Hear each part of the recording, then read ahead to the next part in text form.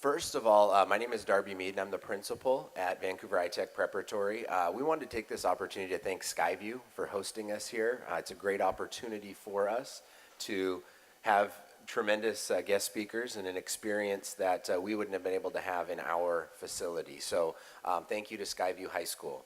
I'd also like to thank the Oregon Nikkei Legacy Center and the Oregon Jewish Museum and Center for Holocaust Education for having some guest speakers come and provide this opportunity for the iTech and Skyview students. So again, thank you very much for attending, and I'm going to turn it over to David Midkiff, and he will start our presentation for today.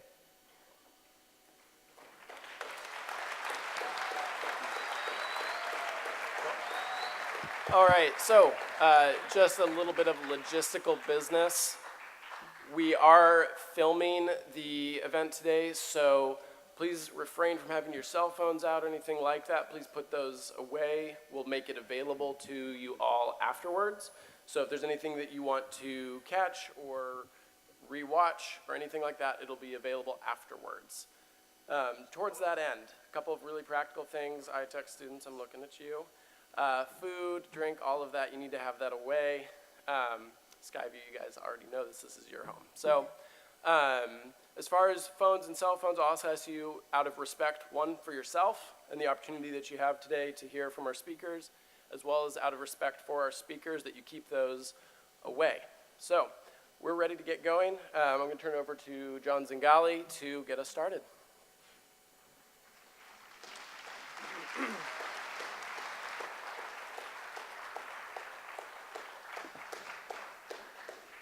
Thank you all for coming today. I'm very pleased to have this opportunity to hear our guests speak today. This is a topic that I'm very passionate about, and I attended an event last May with Mr. Lehman, and we saw something similar to this, and he and I immediately looked at each other and said, these are the stories that our students need to hear as well.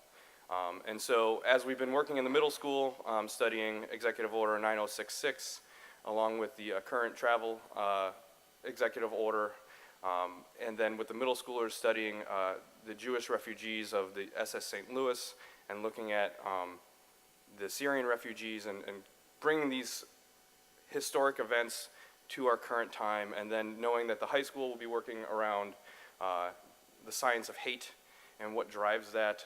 This was a perfect opportunity to have these speakers and their voices heard, because sometimes these stories get lost in the past. The events that they're going to be discussing happened over 75 years ago. And so I hope you enjoy what they have to say and take it to heart and really start to see how the past can lead to understanding the footprints of the present and the future. Our panel today, closest to me is Jean Matsumoto. Next to her is Etsu Osaki. And then at the other table, we have Annika Bloomfield and Deb Maroka. Let's give them all a round of applause, please.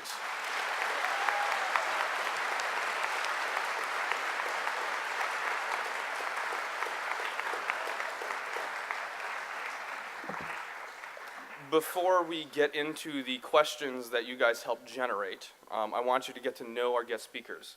So we're just going to go down the line here, and they can give 5 minutes, 5 to 6 minutes if they want, go into detail and just introduce themselves so that you get to know them. So anyone can start. So. Oh, okay, I'll start. I'm the youngest of this group. My name is Deb Maroka. I'm a daughter of Elena Hoekster Dresden, and so I tell her story and the story of my family. I'm one of 5 children. I have a twin sister, not identical. We came to the United States in 1958. I didn't know any English, but that was one of the things that my parents said was extremely important if we're going to take advantage of this country, is to learn the language and the culture, do as much as you can to keep your own culture and language, but become an American if you want to take advantage of the American freedoms that we have here. And my mother's still alive at 94. I tell her story, but she no longer can tell the story due to her age.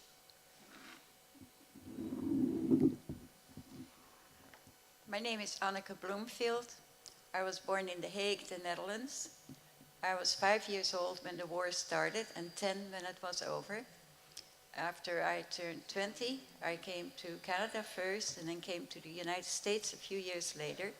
And I spoke Dutch, German, and French, but no English. But I survived, and I will get into a little more detail later about how I survived the last year in the war. Hello, my name is Etsu Osaki. In Japanese, it's Osaki. I was born in Fresno, California, and then spent 2 years in Japan. So, like my colleague, when I came to Seattle, I did not know any English. So when I started school, I had to have a friend interpret for me. I was a teacher for 28 years in Oregon. So this is kind of nice to see all you students. So thank you for inviting me today. Hi, I'm Jean Matsumoto. I was born in Portland, Oregon, and I've lived here most of my life. 3 years I spent in Idaho. Were the only, well, I've been to other places too, but since then, but I experienced the whole, what we call the camp experience. And I guess that's it. I'm back and retired now. Oh, I worked up at the medical school for a long time. Now retired. All right, wonderful, thank you.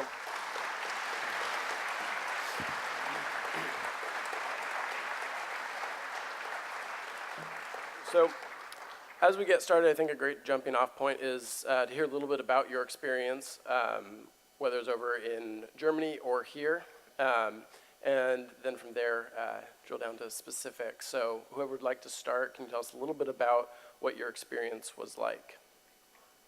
I'm going to give the elders a chance to start.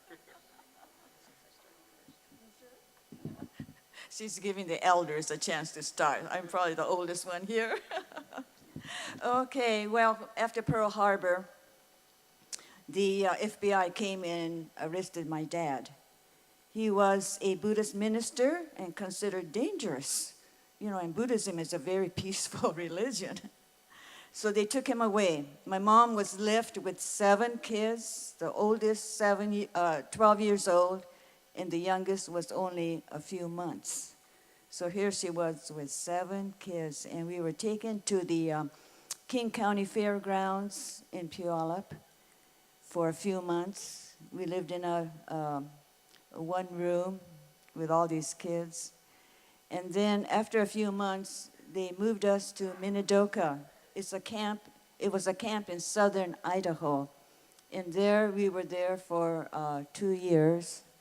And they still would not, what they call parole my dad. So they said, okay, you can go to this family internment camp in Crystal City, Texas, and you can, you know, get together with your dad. So we went by train down to Crystal City, which is south of San Antonio and a few miles from the Mexican border.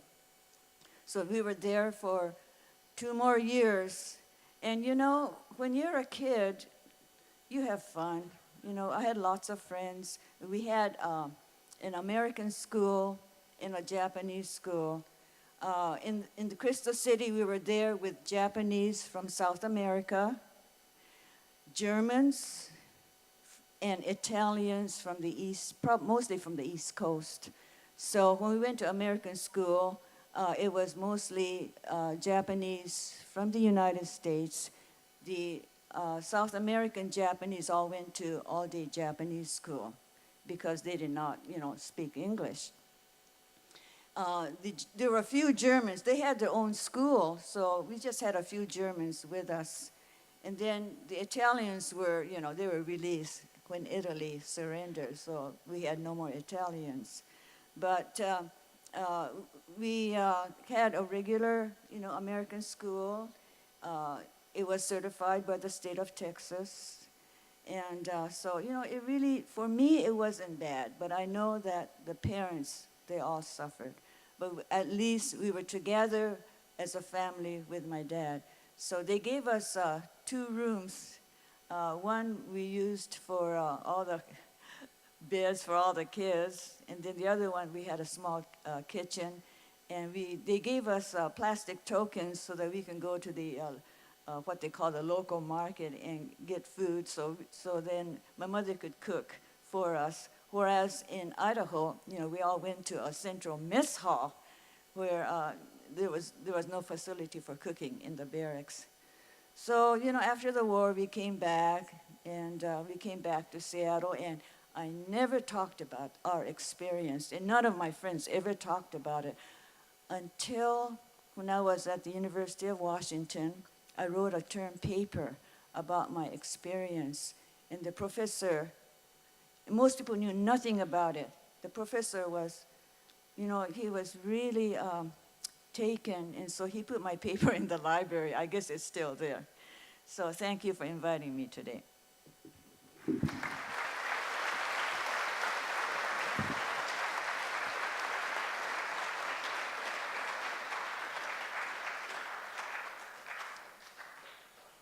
Well, with December 7th and learning about the Japan bombing Pearl Harbor, Portland immediately went into blackout, and a curfew was put on us that we had to stay in after 8 o'clock.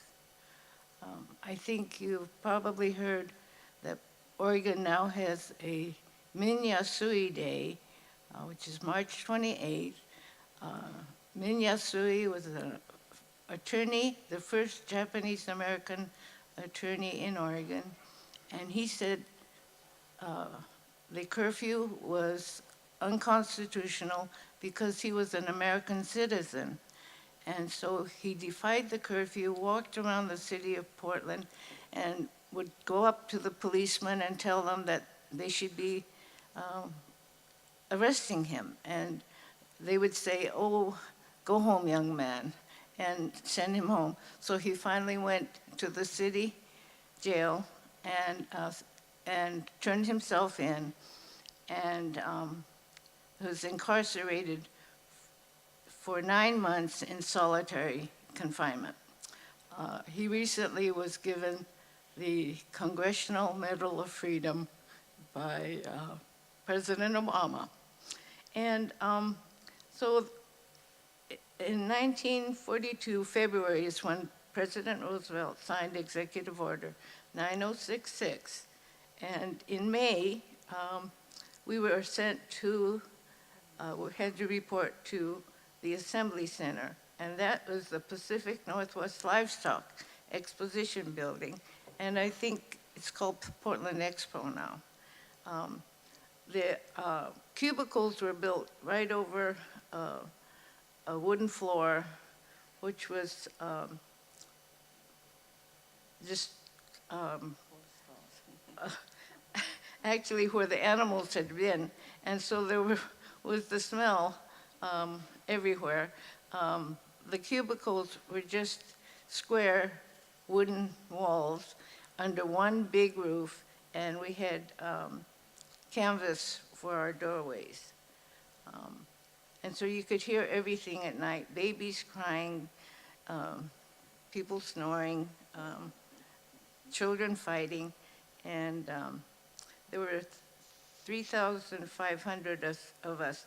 We ate in 2 shifts, and I always remember walking into the dining room, which was set with white plates and big white bowls of what we called mush, and I'm sure it might have been nutritional oatmeal, but that was something new to all of us. And we had school in the arena, and we played,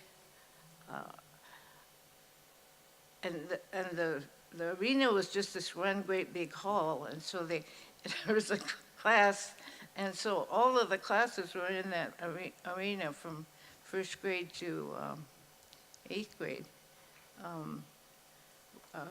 The Park Bureau sent basketballs and baseballs. And so, and often I remember playing jacks in the arena.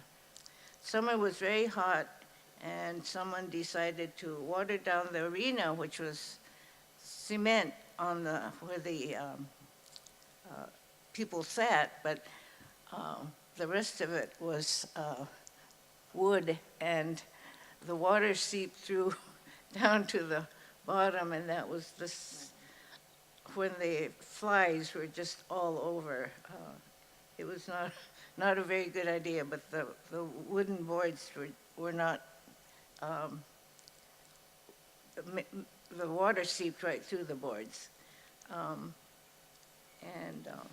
Then in September of 42, we were put on a train and we were sent to Minidoka.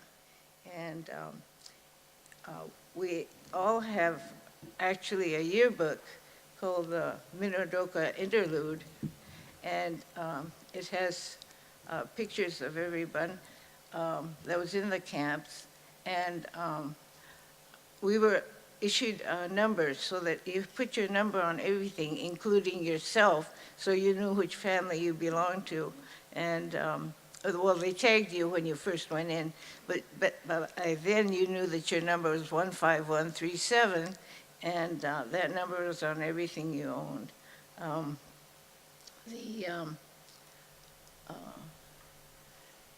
The camp was very organized, but the family unit fell apart because usually the mothers worked in the mess halls, and so they had to be there before breakfast, lunch, and dinner. And so the children, we all sat together with our friends. The food was not very good, but eventually they had their own vegetable garden, and there was a pig farm and chicken farm, and they supplied. But most of our meat was mutton, and so I always joke about it, but you cannot make sukiyaki with mutton. And when we went to Minidoka, they put us on a train, and I'm sure the older people assumed we were going towards Boise, Idaho, because the train ran along the Columbia River, except we weren't allowed to see it because the shades were drawn. So Minidoka turned out to be dusty and muddy after the snows and cold, and there was no insulation on the barracks. But I think we children felt safe as long as our parents were with us, my grandparents were there, and I had cousins. And so as children, you always make your experiences a fun experience. But it was very, very hard on my grandparents and my parents. I think that's all I have to say.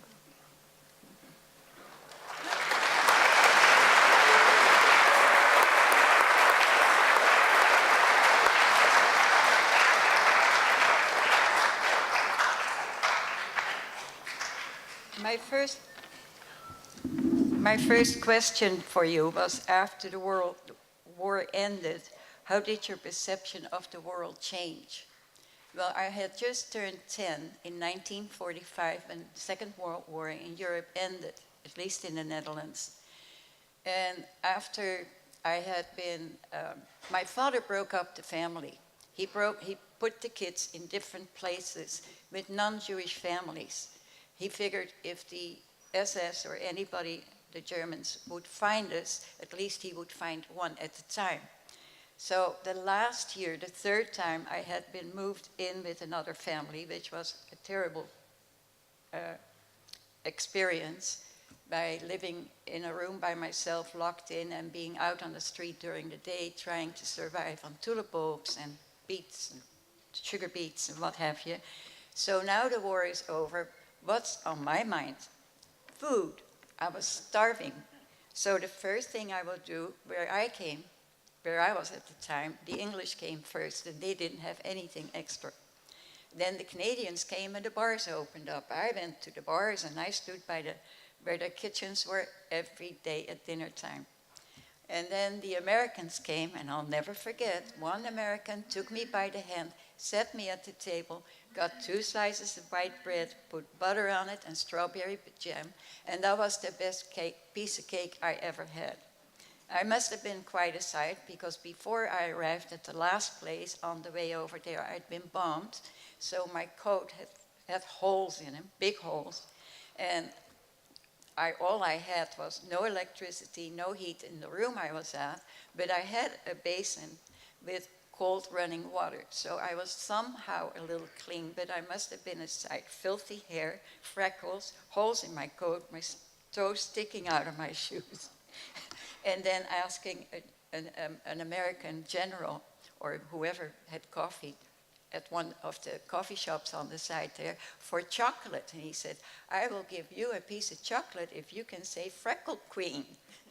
So that was the answer to my first question. And here's Debbie. Oh, you want me to answer a question? Well,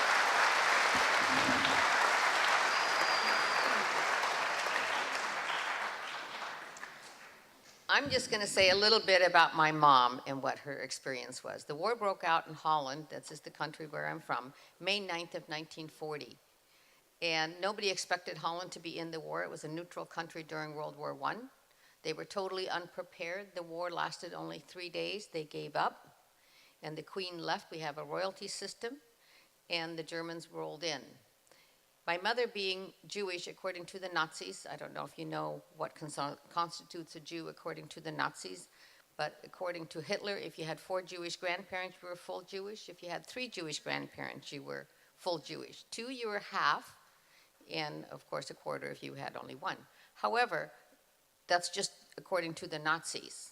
And how did they know that? They didn't know that, but they used fear tactics extremely well. The psychologies the Nazis used was so dangerous, and nobody knew just how dangerous it was. The propaganda was incredible. They used it again within their own country of Germany, which was a literal country, which makes it even more scarier that even happened in a country where everybody was at least educated to the 6th grade and spoke at least 1 or 2 languages, and that they were able to manipulate a whole country into hating all these different minorities, specifically the Jews, other minorities as well, Jehovah's Witnesses, handicapped, homosexuals, you name it, other minorities.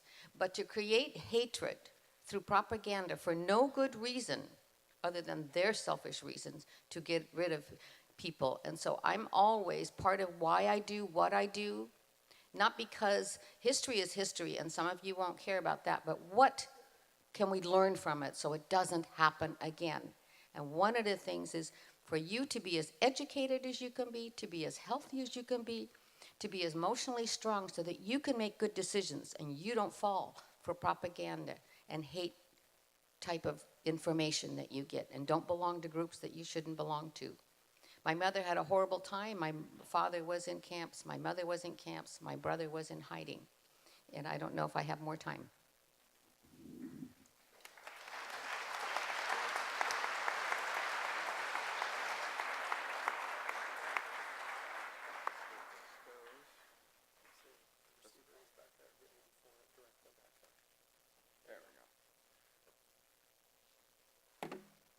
Well, thank you very much for those introductions.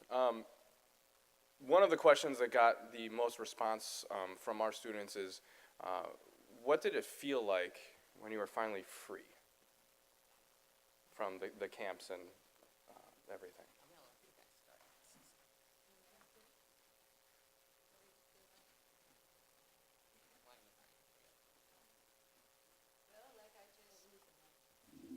Like I just said, I was out on the street and finding the soldiers to see if there was any food. Then finally, after a month or 2, I was told to be at a certain place. There would be a truck to take me home. And I went on that truck. I made it home. Well, I was dropped off at the main post office, and I was sprayed with DDT and told I would never have lice again. And then, well, do you know where you live? Oh, up that way. Do you know if your house has been bombed? I don't know. Do you know if your parents are still there? I don't know. And finally, after certain questions, I'm 10 years old and I have my little 5-year-old brother who was by the truck, by the way. My dad had gotten them out to the same city. We finally got home and I was told that if my parents weren't there or if the house had been bombed, to come back there and they would take care of me. Well, I did get home and I did find my parents, and it was quite enjoyable. Okay. My parents, or my mother and her family, just her mother, father, and mother and father, and she were still in the camp. One of my uncles was in hiding, her sister was in hiding, and one brother was in the United States. My father was freed in Germany from labor camps. But even though the Canadians freed the camp April 12th of 1945, they could not leave because the war was not over, and the Canadians didn't want anybody leaving the camp until the country was actually liberated. So they couldn't leave even though they were so-called free. They had nothing, but the conditions changed within the camp. There weren't as many people left in the camp. Food became a little better because the food had been horrible, and they didn't have any decent clothes. She hadn't had a shower or a bath for 3 years. Everybody had lice, everybody stunk. It was a terrible, terrible time, but the fact that the fear left, for 3 years she was in total fear every single day. But when the Canadians liberated the camp, the fear left. When Japan surrendered, many of the internees in Crystal City wouldn't believe it. Just, oh no, Japan never surrenders. But when they repatriated to Japan, they noticed all these, they realized Japan had lost. You know, they see all these GIs. When I returned to Seattle after the war, it felt really strange because when I was in Crystal City, it was all Japanese. And so, you know, we would speak in English and Japanese. But when I was in high school, I think about a sophomore, and they're all mostly white kids at our high school. And I'd have to be real careful how I spoke because not to throw in Japanese words in my English. So after a while, I just got used to being with all the other kids in our high school. I too had been with only Japanese because I went to this kindergarten, first grade, second grade, that the nuns at the Sisters of the Holy Names, Merrillhurst College, started for Japanese families. And of course, when you're 3 and 4 years old, we spoke Japanese completely at home with Mom. And Dad always had to speak English because he was managing a hotel, which he leased. And then the school opened in 38 and closed in 42, just as I finished my second grade. And then I went to camp, and they were all my Japanese friends. And I didn't really realize that we had lost our freedom until years later, when I realized that before we went to camp, I used to go to the neighborhood grocery store to buy bread and milk. We used to go to the department stores at Christmas time and by ourselves, under the age of the oldest of us being about 9 years old, and 3 or 4 of us used to go to visit all the Santa Clauses in all the department stores. And so we had this freedom, and in those days, of course, it was a lot safer too. And so But I didn't realize until I got out that we were incarcerated, and as a child, you don't feel like until later that you realize you didn't have the freedom to do a lot of things other children do. But then I came back to go to school with Caucasians for the first time, and I went to Shattuck grade school, and my best friend at Shattuck was a tall, blonde, blue-eyed. She towered over me, and she was from Indianapolis, Indiana, and she'd never seen an Asian before. But the one thing is that through grade school at Shattuck and Lincoln High School, I never felt any discrimination.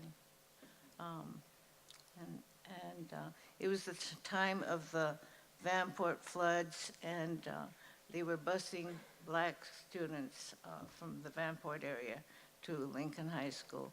And I don't think there was that much discrimination at high school. They were all invited to join all the major organizations, clubs.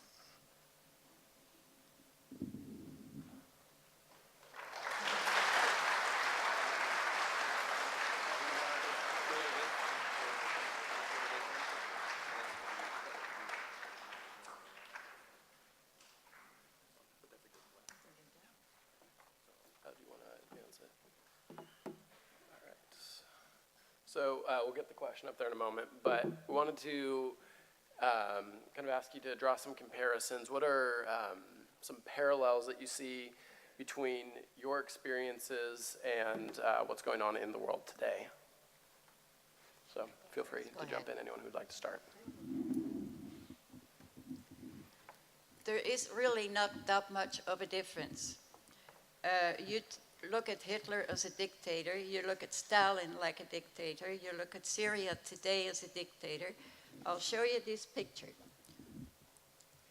Just because of dictators like Hitler, my mother had to give up 4 children she didn't see for several years. It was a heartbreak for them. So we were afraid to, even after the war, that Stalin would come back into the Netherlands as he was planning on. And it was really just a very, very hard time. And it lasted, just because the war is over doesn't mean it's over. It takes a long time before everything goes back to normal. There's a lot of parallels because of the fact that the Nazis used the fear tactic so incredibly well. And we see a lot of fear tactics happening in this country.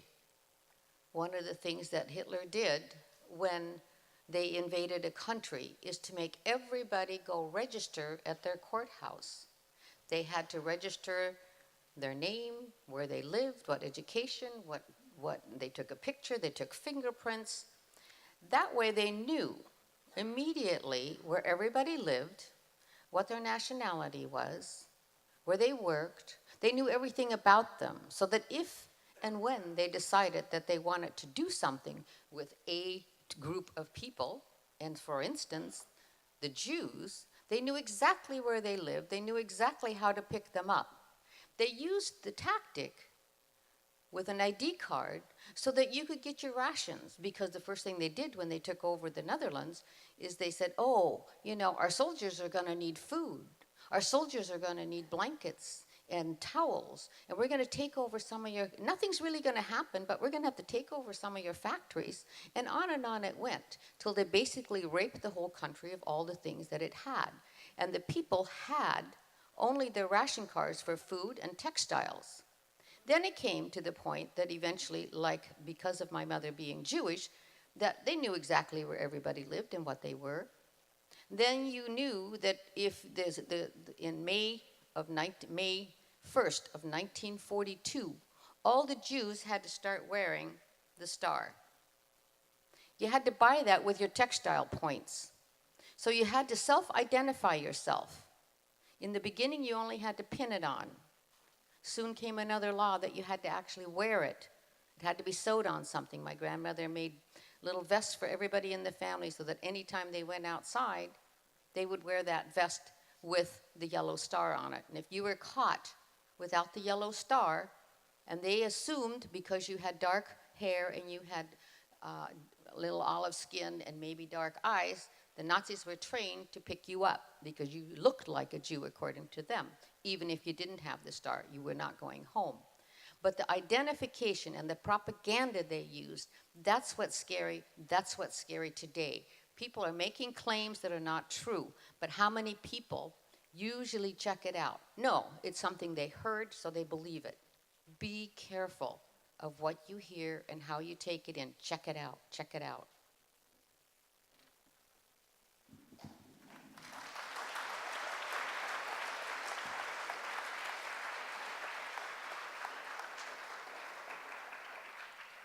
Yes, there's certainly a parallel today. This anti-Muslim feeling. In fact, some person said they should round up all the Muslims and put them into a camp, just like they did to us. So we have to be very careful. You know, the Muslim Americans are citizens like us. There's also a more anti-Jewish movement, it seems. Like I saw on the news all the graves that were toppled, the Jewish graves. So, you know, there is a parallel, and we must be very, very careful to remember that, you know, we are all Americans.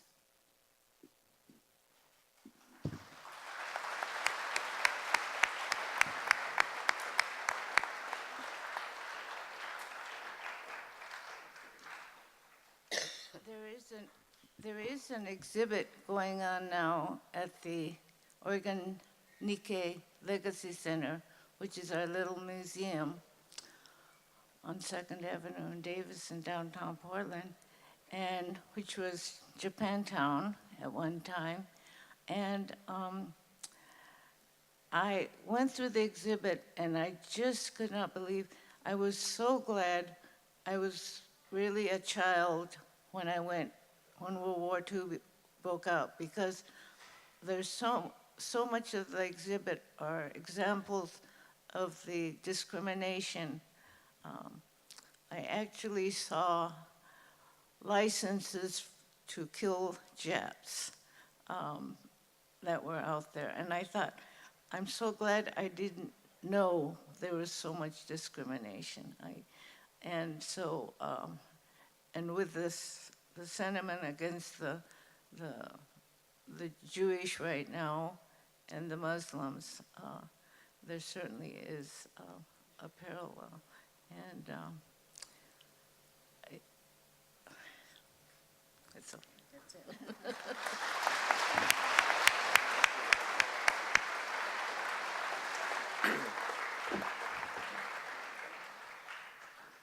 Thank you so much for your informative answers. Due to time, we're going to skip over a couple other questions. This is going to be the last one that was a student-generated one last week or so at our school.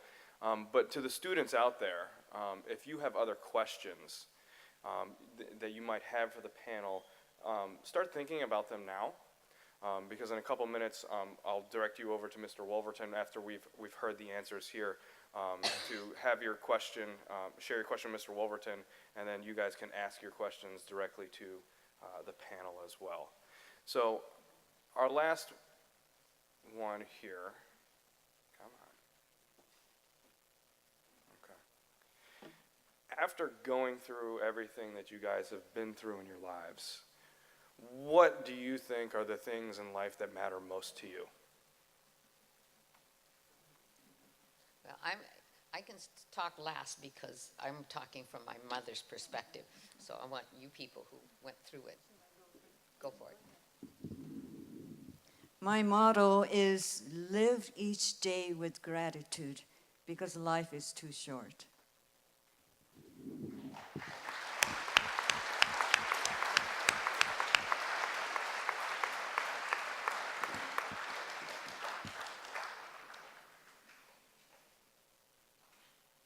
I think family and friends are very important, and so cherish each other.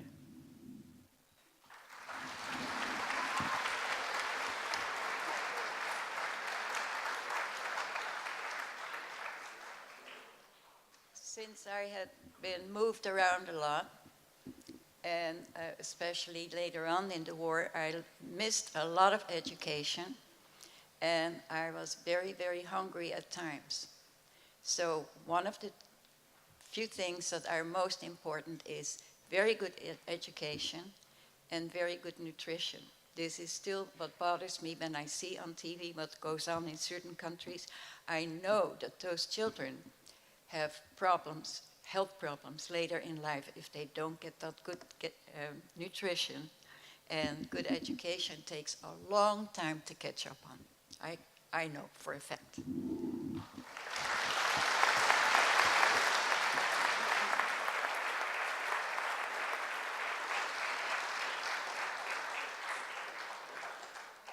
I agree with Annika, so does my mother. It's from my mother's perspective. But education is key in many ways to survival. So is being healthy emotionally and physically. Because if trauma comes to you, like all of us will have traumas in our life, and we will be victims of something. But what's the difference between a victim and a survivor? It is being able to overcome, and the more educated, the healthier physically and emotionally you are, the more likely you're able to overcome it. And it's attitude that changes you from a victim to a survivor. And my mother, being a survivor, totally believes in that if you have a good attitude, that you will be a survivor. And so to her, family is utmost, and education for her children, because she was deprived of education, that those are extremely important things, plus nutrition, as Annika says, because we can't be healthy, strong human beings if we don't have the education and the nutrition and the physical strength.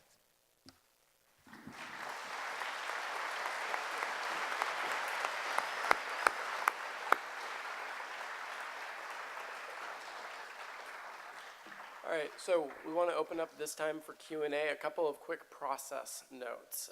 What we're going to do is we've got the mic down here.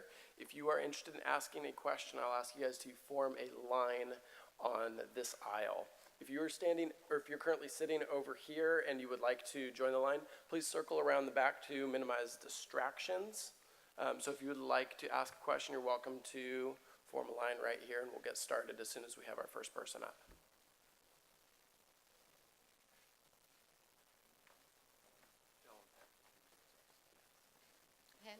Please don't forget to introduce yourselves. My name is Miley, and I actually have two questions. And first, I want to say I really appreciate you guys doing this because you moved me to tears with your stories.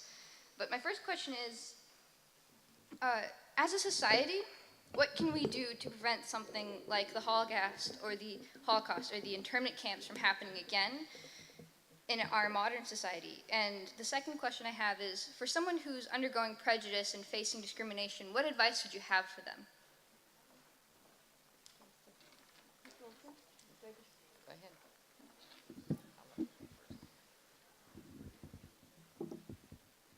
I would think rather than protest in a nasty way, I think you should make it a point, yes, but do it in a nice way, and first check out what you are protesting against. Make sure you got the right education, the right information before you do anything like that. And please, everybody understand that we are all different and look at it from another point of view. Can you repeat that question just one more time? Oh, that wasn't me. Huh? That wasn't me. It wasn't from me. I had two questions. The first was, like, what can we as a society do to prevent the sorts of things you guys experienced from happening again? And the second one was, for someone who's experienced prejudice or discrimination, what advice would you have for them? Okay, with regards to doing something, For one, don't be a bystander. Now that you've heard stories and you know what prejudice is all about, don't be a bystander. If you see something that's unjust, but you feel uncomfortable about doing something yourself, bring it to the attention of someone who can do something about it. Don't be scared to do something.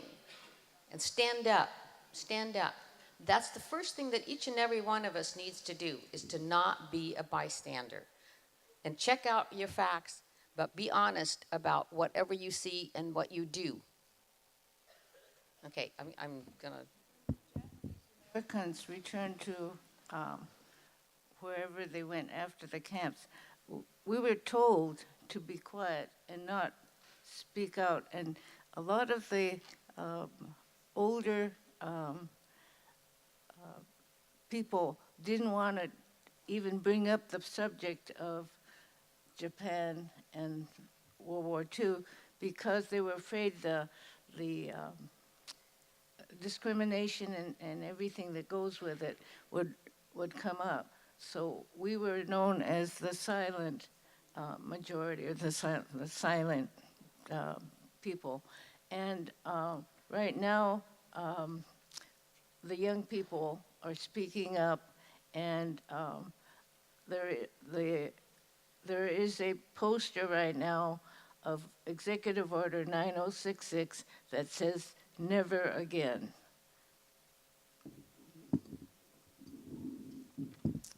I think that each of you should be good citizens, and when you get to the voting age, vote for the right people that have your beliefs, and if necessary, contact your representatives, congressmen, to let them know what you really believe.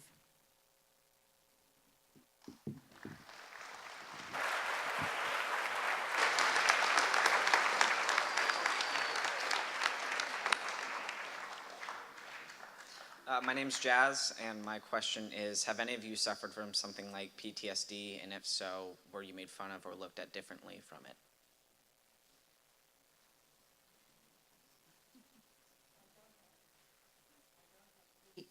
Is it working? Yeah. PTSD, but I do have a hang-up if it comes to throwing out food. I cannot handle it. I'm going to speak to that with regards to my mom. My mom has PTSD. After the war, she didn't have the PTSD, but she does now. Way more, because right after the war, everybody started to make a new life. And they were very busy. Then my twin sister and I came along. They got my brother back out of hiding. Lots and lots of traumas, lots and lots of hard work just to survive from day to day, living in a house where all the windows were blown out because of bombs. It was a terrible, terrible time, and it was just a day-to-day life. Now my mother is 94. She's blind in one eye, has diabetes, has some other health issues, is not strong. Now when she has the nightmares, it's because she sees sick people, just like she was when she was in the camp. There was so much malnutrition. Now she fears that they're going to get her because she can't work hard, she can't run fast. So she has the nightmares now. To this day, also, she has post-traumatic stress from seeing a loose Doberman Pinscher or a loose German Shepherd, because those were with the Gestapos and the Dutch policemen anytime they did anything, and they were trained to go to your throat, which she has seen them do. So there are numerous things that give her post-traumatic stress. The boots that the Nazis wore, which were black boots with cleats on them, they made a certain noise when they walked. That particular noise is so horrible for her, she literally gets ill. So post-traumatic stress is definitely there. But at the same time, part of that is she's 94. She lives out in the country by herself. Can't lock her doors. Don't lock me in. Don't lock me in. So there is definite post-traumatic stress. Well, as far as I'm concerned, I have no problem, but I can remember my mother having gone through those stressful years. She hallucinated one night, and I heard her yell about how much she missed her father who died at an early age. So I guess it did really affect her.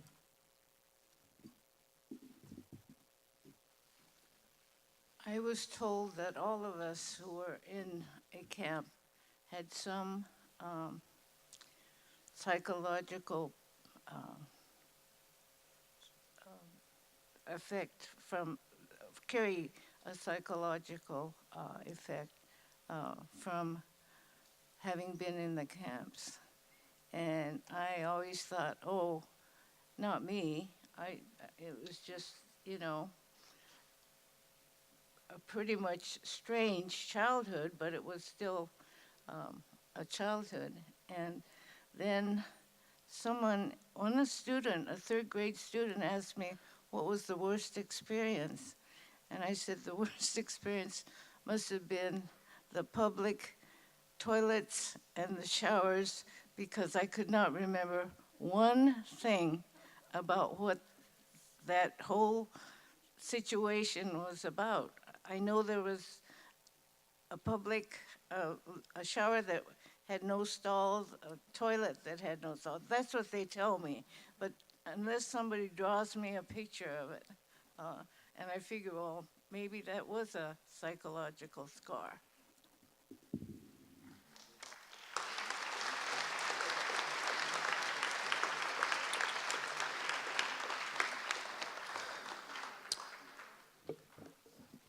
My name is Max, and my question was, if you wanted to be something before your experience, how did it change after? Can you repeat that just one more time? If, say, you wanted to have a job, how did that change after your experience? With regards to a job, Yes, if you had something you wanted to do when you grew up, how did that change after your experience? I'm going to answer it real quick. With regards to my mother, due to the fact that she went to college after they started the war, and the war came in 1940. She graduated in June. She was able to start college. She was going to med school, and soon the laws came. There was 142 laws against the Jews that came into place in Holland. One of them was that the Jews could no longer go to school, period, unless it was a Jewish school. So she had to quit college. My father, due to the fact that he was half Jewish, he could no longer go to a 4-year college, but he could go to a 2-year college. My mother was never able to then finish her college education until she became a licensed surveyor at the age of 65, determined to get back to school and get something, then became a water rights certification person at the age of 67, retired at 72, very determined, and that's important to her, education. And she eventually, of course, got that education and worked for the Corps of Engineers.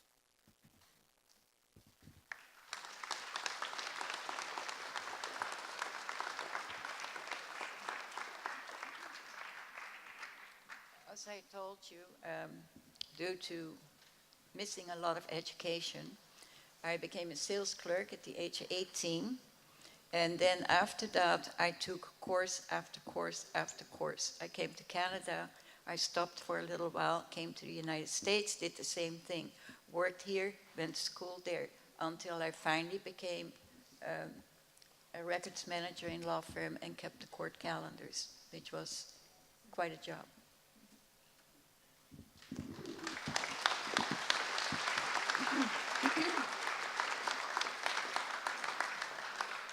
I'm not sure how I should answer that question, but I just want to tell you about an incident that happened when I was in high school.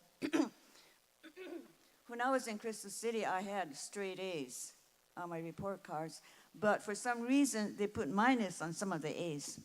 So when I was in high school in Seattle, they changed all the A minuses to B's, okay? So I didn't realize that. And so when I found out, I went to my advisor and I said, I don't think that's fair. So she went to the principal and talked him into changing half of those B's into A's. So anyway, that was, I think, kind of a discrimination because the state of Texas had accredited our school in Crystal City.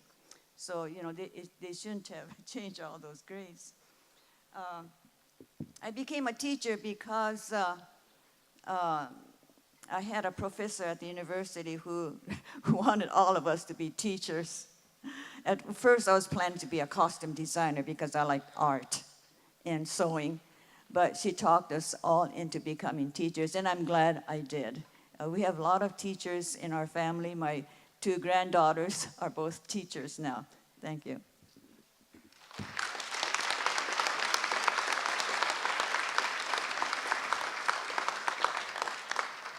I don't think that I had any goal or plan for my future. I just sort of fell into it and was very lucky to go into the medical field. And so I worked up at OHSU and did both research and administrative stuff. Thank you.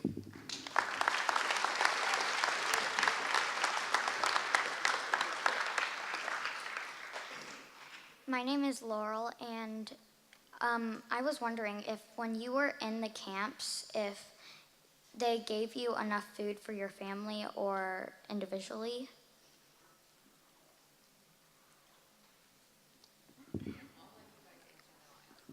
Well, at Minidoka, there was always enough food, and I think we almost had rice every night for dinner. So it wasn't the lack of food, it was just that the food they fed us was unfamiliar to us. And each block had a cook and people that worked in the mess hall. Yes, we had plenty to eat, but it wasn't the type of food that I liked. Mutton stew, to this day, I cannot eat lamb. But when we were in Crystal City, we cooked ourselves, so it was much better. Well, as you can see by this picture, I was well fed until the age of 5. Then, when Hitler came in, we were all put on food coupons and got less. By the way, at that time, we couldn't get cakes and a lot of meat, and you go get a little bit of cheese maybe, but whatever. Then 2 years into the war, it became worse, and it became worse, and it became worse. So we even ate our little rabbit for ourselves to keep alive. And like I said, the last year, I lived in that room by myself, and I was out on the street, and I had a little bit of watery soup at a soup kitchen in the morning, and then I would go out in the field and see what I could scrape up to stay alive. My mother was in 2 camps. The very first camp was a camp for what they called the intellectuals. The Nazis loved lists, and they had lists particularly for the baptized Jews, the intellectual Jews, the diamond Jews. I mean, all of these, they had numerous lists, and if you were on a list, nothing would happen until further notice, until the list would plutz or explode. The first camp my mother was in eventually was all a camp. It was an old castle, dilapidated, where all the intellectuals ended up going. That camp, they didn't have to work, but they brought in food that you had to fix, so they had to fend for themselves. There was not enough food, but it was the beginning of bad food. Then they were moved to Westerbork, which was a refugee camp originally built by the Dutch for the Jewish refugees that came from Germany before Holland was occupied.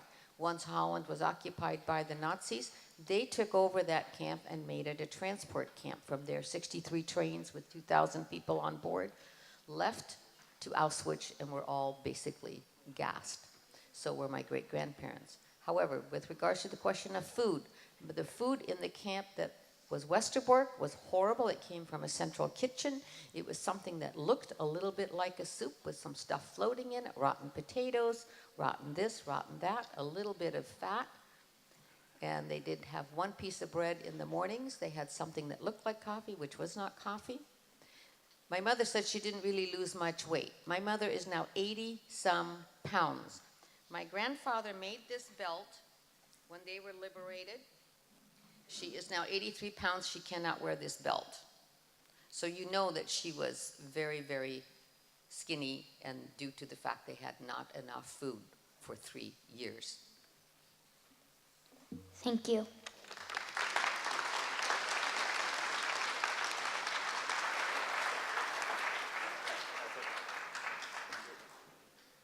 So I want to thank our panel here. Due to time, we're going to have one more student question from iTech. However, later on, our guests are going to stay a little bit longer so that Skyview students can ask them some questions. So this is going to be our last iTech student question. So this is directed more towards the Holocaust survivors. We've heard information of prior to the war, after the war, and the food situation in between, but I would just like to know a little bit more information on the living situation or the fear tactics that were constantly involved in between. You want to start? No? Fear tactics. They were incredibly good. I get the question when I talk at schools, why did the Jews not stand up? Why didn't they stand up more? The psychology that the Nazis used was incredibly smart. One of the ones was, and this is the one, there was numerous ones, but this is another one. Actually, I'm going to tell you two. One of them was that they used the suitcase. When you were picked up or told that you were going to have to report to a truck or to a train or wherever it was that you were going to have to report to, they had you pack a suitcase. Now, when you pack a suitcase, does that scare you as much as if I told you you just had to come to the truck? No. Not only that, what would an adult put in a suitcase? Anybody? Valuables, right on. So what did the Nazis do when you got to a camp? They took it. What a very quick way to get things. People weren't aware. Not only that, if you get to take a suitcase, you're not nearly as scared. The other thing they did in the camp that my mother was in, again, very smart. Nobody knew at that camp that Mom was in that these trains, even though on the train the sign says Westerbork, Auschwitz, Auschwitz, Westerbork. So it was a back and forth train that carried people to Auschwitz in cattle cars. Well, nobody knew what was going on in Auschwitz. There was no information that the people in the camp got. But you got on cattle cars. And what they did, again, because it was a transport camp, they said, okay, the night before a train would leave, those that were going on that train got the list. And then you had to pack what you might have left in a suitcase. Again, less stressful if you get to pack a suitcase. You don't really know where you're going, but you get to take something with you, so it doesn't feel as bad. Not only that, men and women were kept separate in the camps. But when they got to go on the train, typically, not always, but typically, they would put the family back together. Again, less scary if husband and wife and the children get to go on the train together. It's less scary. Not only that, the rest of the camp doesn't feel as worried about it, because if it was a train leaving with just the men and the boys 14 and up, the rest of the camp would think, what's going on with that? Or if it was just the women and children that had to go on a train. So again, psychologically, they were smart. Now, here's a scene. Here's a mom with a little one in her. It's hard for me not to do this without actually doing it. So here's a scene. Here's a woman. She's got a little one on her hip. She's got a suitcase in the other hand. She's got two little girls behind her and her husband behind her. They're all carrying little satchels or suitcases. She's trying to get into this cattle car, trying to get on and balancing the suitcase and the child. And this Nazi, Gestapo standing there, takes his gun butt, rams it up her butt. Her husband, who typically has not much contact because he's working every day and she's watching the kids, they're not in the same barrack, he couldn't help himself and he said, "Don't you do that to my wife." So what happens? I'm sorry? No. They shoot one of the little girls. Just like you. 1,800 people on that platform. Not a word, not a sound. That's the psychology. That's smart psychology. The man would not have minded dying for his children, but that's smart and dangerous psychology.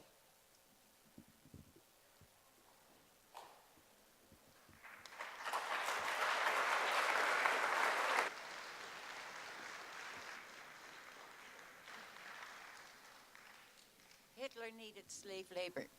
He had already rounded up practically all the Jews, at least the ones they could find. So what Hitler decided was they would block off the whole street on both ends. And then they would come in and they would have, if they already had a few Jews or people, males between the ages 16 and 40, if they already had a few, they would put them in the middle of the street with a soldier and a gun. And then they would start house to house to house to house.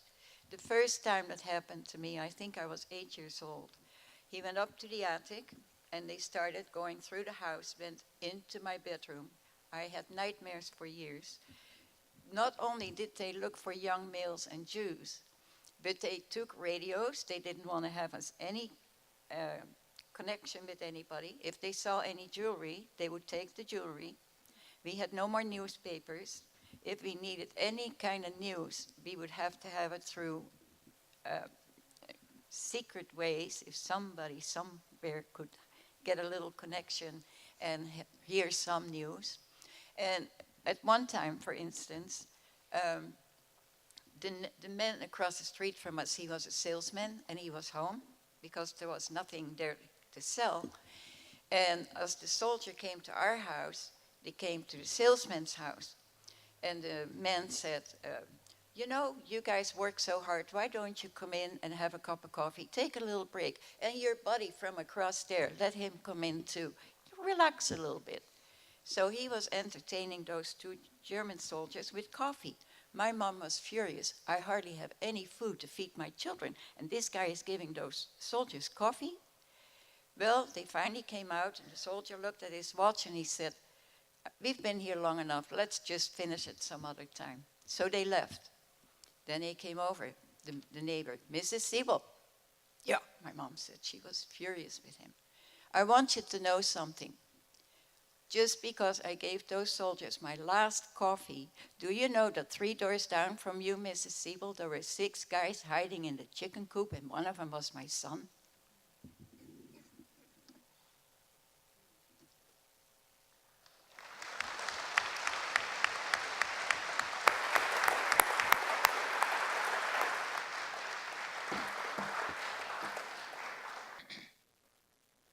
Hi, my name is Nicholas, and so during World War II, how did you process and or cope what was happening to you and or what had happened to you?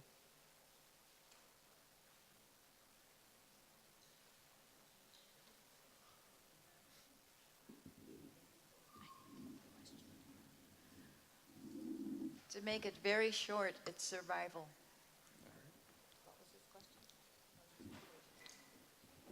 Yeah, and I was just going to say, as children, knowing that you're living in this barrack with one light bulb in the center, no insulation, a pot-bellied stove that you had to gather your coal, and the life was so hard for our parents, but you really, I know it was hot, I know it was cold, I know, but 3 years really just goes by with just being a kid, I think. So I really don't know what I was hoping for.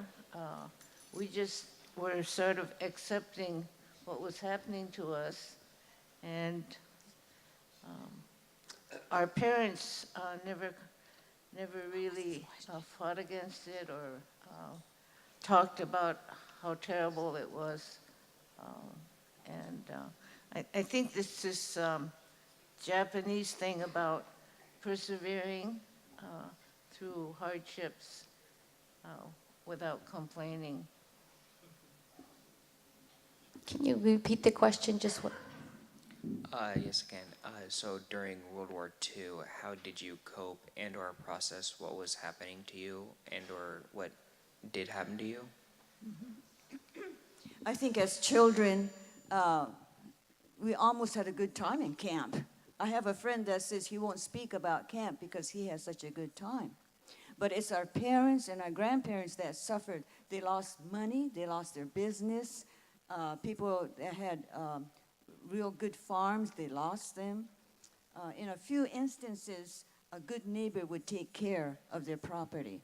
But as a whole, they lost a lot of money. And I'm told that each of us was given $25 to start our lives over again. Each family? I thought it each one. Oh, you already did. Okay, so it's back to how did you get through for survival? For my mother, what she says with regards to survival when she was in the camps is because my brother was already in hiding. He was 3 months old when she gave him up and put him in hiding. So she had something to live for. And her parents were in the same camp. She had my father, who they were not married because if they would have married before my brother was born, my father would have been full Jewish according to the Nazis, so they did not marry. My brother, luckily, was blonde and blue-eyed, which the Nazis didn't think was a Jew. And so he was put in hiding by people who were non-Jewish. And my mother felt very strongly about wanting to have him back. So for her, survival was a huge thing. As far as my father was concerned, he was in labor camps. So she hung on to wanting to survive. One of the things she said that in the camp that was super important, because it was such a horrible, horrible place, there wasn't enough food, they had metal bunks with no mattresses, there was no blankets, they had straw sleeping bags. I mean, there was straw in a bag. That's what you slept on. They had fleas. They had lice. They had no feminine hygiene. There was no decent clothes. They never had a shower. There was only an outhouse for 10 people at a time. They worked 12 hours a day. There was total fear every single day. You didn't know when you were going to be on a train or not on a train. Fear was a constant. And so what you had to do, one of the things about survival is you have to have humor. She said they laughed more in the camp than any other time in her life due to if you cried, she said, I would feel vulnerable. So I would never allow myself to cry. But we would make fun of the Nazis all the time, especially Hitler. All right, thank you.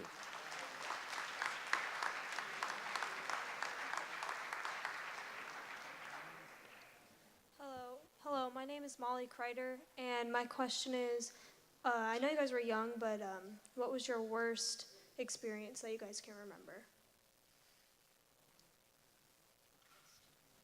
Would you repeat that question? Although you guys were young, what was the worst experience that you guys can remember?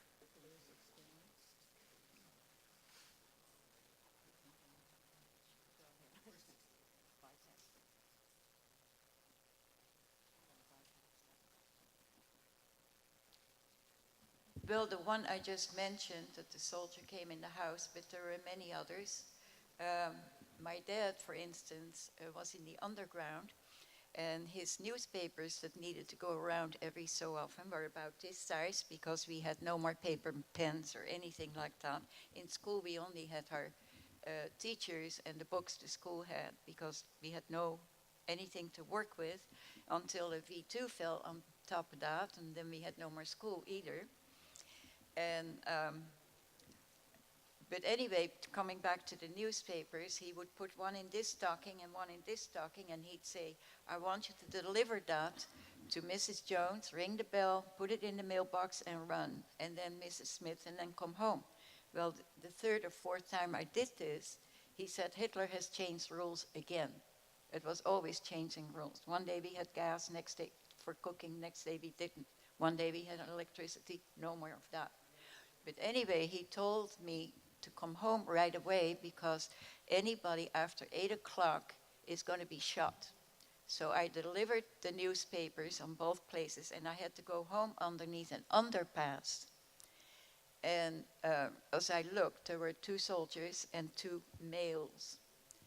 And they got shot. They were thrown up against the wall and shot. And I did not dare go by there. I was 8.5, going on 9. I didn't dare. So I took another way home. and it was longer. So I started running. Remember, Daddy said have to be home at 8 o'clock.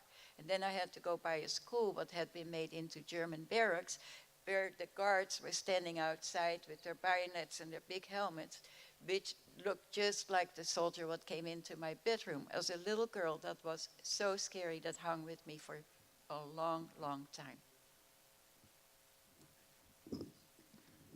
For my mother, I can only think of a few. I mean, there's many times that there were horrible experiences, but one of them was due to the fact that she and her work crew, because every day they had a work crew that she had to go on the Appel field and they pick you out for a crew. And the crew that she was on the day before had to unload a train load of wonderful bread. And she decided that probably the Nazis didn't know exactly how many loaves were in that train load or that car. So she decided that maybe she could take a few. So she took one and put it behind the wheel of the train car. And she did that like 4 times. So she had 4 loaves of bread. But because of the fact that, of course, she couldn't take them with, so she had to do that after when it was dark. And she went back and got the loaves from behind the train wheel cars, the train wheels, and carried the 4 loaves back to the barracks. Because you're starving, you're not eating all of that at once. You save things. So she shared 2 loaves and had 2 loaves left. Well, the next morning on the Appel field, again, you have to report for your duty for the day. They called up the crew that unloaded the train load of bread. And they said there was bread stolen. Whoever stole the bread has to come forward. Well, Mom figured she probably wasn't the only one who stole bread. But then they threatened that if the people didn't come forward, or whoever did it didn't come forward, that they would punish the whole crew. So she's tinier than I am. She's like 4'10" and only 80-some pounds, and I'm sure she was about that then. She, just wandered up there and said, I did it. And they said they were really nasty. And the way my mom heard the German language was always nasty and loud. So Schnell, bring the bread back, whatever you have. So she still had 2 loaves, and she brought 2 loaves back. And her punishment that particular time was, this was not a death camp, but they had a crematorium for one person because people died either trying to go to the fence or they died in the hospital, because there was a hospital because it was originally for Jewish refugees from Germany. She had to burn a body that night in the crematorium by herself. And so she was in there, and she said, you know that the body in that crematorium thing, which looks like a front washing machine, front load washing machine with a nice window in it. She said, you see the person in there, and they're going to be burnt, and they still move because of the heat makes the bodies move. She said it was the most scary thing that she ever saw, because she was by herself. You can't talk to anybody, and this is happening in front of you. And so it was, and at night, because she still had to work the next morning. So she said it was a really scary, lonely, terrible time. The crazy part is that the Nazis did really bizarre things, because in the morning, she got a shot of gin. Gin is a very Dutch liqueur that everybody in Holland supposedly likes, but my mother didn't drink. So she got this shot of gin. She put it in her mouth, and she walked all the way back to the barracks and then mouthed it to my grandfather. And that was the nice part of that particular event.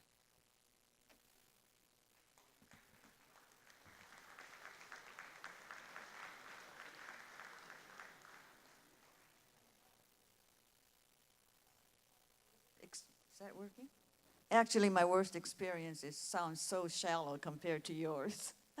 I can remember the terrible dust storms in Minidoka, and I don't know if you've ever been in a dust storm. It just gets into your eyes, your face, you can't breathe, and we had to walk to our school in that type of weather, so that's really not much.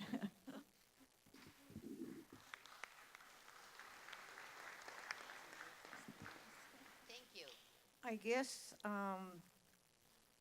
seeing ice inside your apartment, the windows would be, I heard it went down to, in Idaho, to 20 degrees below zero sometimes. So, but that's what they tell me, but I don't remember experiencing it, but it must have been very, very cold, especially for my grandparents.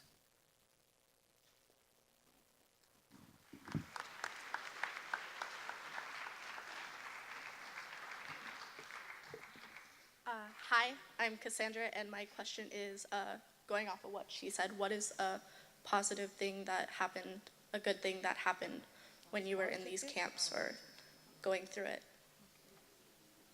Positive part of it? Yeah, a positive part or a okay. good thing that happened. I still have friends that I made in camp that we stay close to and actually have lunch together with about once every 4 or 5 months. And it's just knowing that we all shared that experience, I think, that sort of bonds us. I think one of the positive things was that at Christmas time, they gathered all the kids in the mess hall, and we each received a gift. Can you imagine? A gift, and it was from one of the American friends. And so I wrote her a thank you letter, and we corresponded for a while. So to this day, I donate to the friends.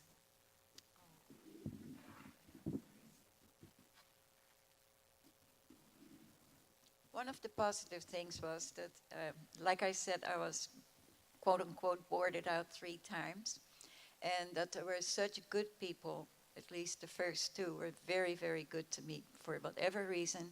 The first one, they couldn't keep me because it was too dangerous for them to hide me. And the second one were so good to me that I couldn't handle the food because I'd been starving for quite a while. So I had to go back home. I got so homesick and so sick. And the third one I won't go into, but there were at least a lot of good Dutch people that took care of us. My mother thinks that one of the most positive things that happened, not so much that she was in the camp, although there were some things that happened there too, but the fact that there was an awesome non-Jewish family that took my brother when he was only 3 months old and risked their lives for his sake. The lady worked for the underground on top of the fact that they were hiding my brother. It was a wonderful family. It took almost 60 years for my mother to get her and her family recognized as the people, the righteous among the nations, which is very difficult to do, to identify non-Jewish people who helped Jews. And Yad Vashem is a museum in Israel that identifies people who helped Jews. But to prove that, you had to do something, because Yad Vashem doesn't just hand out that certificate to people just because. So she had to prove that this woman and her family hid my brother. And how do you do that? Because it was a secret. And a secret, how do you come back to that? Well, how she was able to do that is that my brother was registered in the courthouse of the little city that the people lived in that hid him by the name of my father's last name. My father's last name is a Dutch name. My mother's name is Dresden, which sounds like a Jewish name. So when my brother was born, he did not get my mother's maiden name, which normally a child that's from an unwed mother would have the mother's maiden name. But they gave my father's maiden name, so he had a very Dutch name. So these people were recognized about 15 years ago. The lady who was his mom had already died, but in the meantime, her daughter and granddaughter were there in Holland with my brother to receive this honor for her mother and her grandparents. So that was a real positive thing.